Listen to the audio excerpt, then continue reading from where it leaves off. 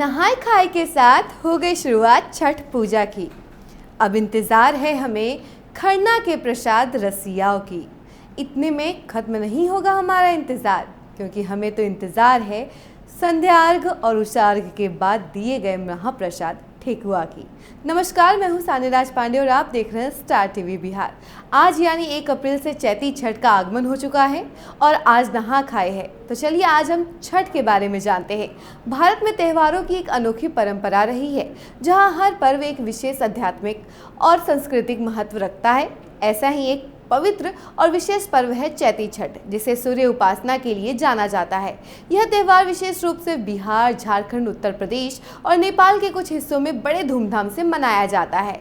इस पर्व में भगवान सूर्य की पूजा कर आरोग्यता, समृद्धि और संतान सुख की कामना की जाती है। छठ पर्व की उत्पत्ति को लेकर कई कथाएं प्रचलित हैं।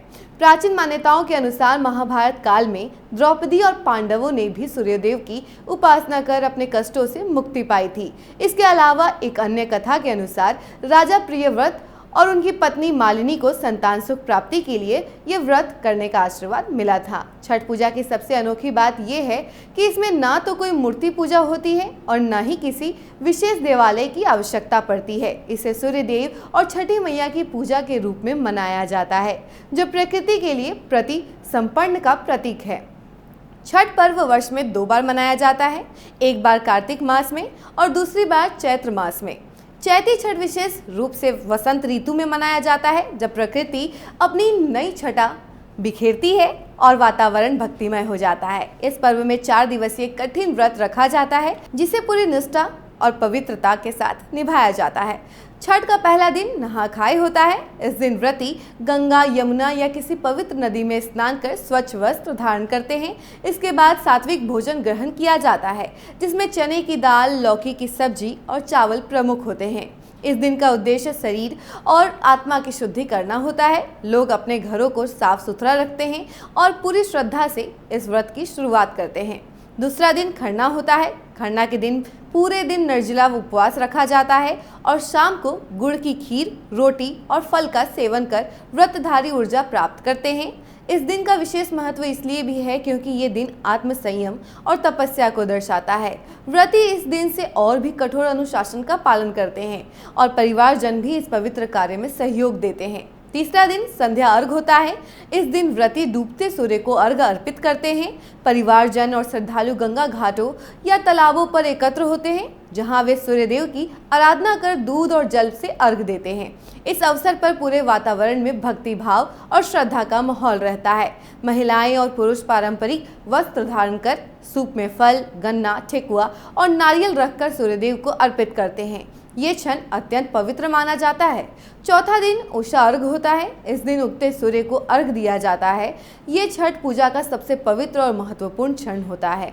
व्रती पानी में खड़े होकर सूर्य को जल अर्पण करते हैं और अपने परिवार की सुख समृद्धि की प्रार्थना करते हैं। इसके पश्चात व्रत का समापन किया जाता है। इस दौरान छठ गीत गाए जाते हैं, जिनमें छठी मैया की महिमा और सूर्यदेव की प्रति आस्था प्रकट की जाती है। ये पूजा वातावरण को भक्तिमय बना देता है। वहीं छठ पर्व के दौरान लोकगीतों का विशेष महत्व होता है। ये गीत आमतौर पर मैथिली, भोजपुरी और मगही भाषा में गाए जाते हैं। कुछ प्रसिद्ध छठ गीत हैं, जैसे कि कांच ही बास के बहंगिया, बहंगी लचकत जाए, उगा हो सूरज देव, भइल अरघ के बेर, पटना के घाट पे छठी मैया आईली।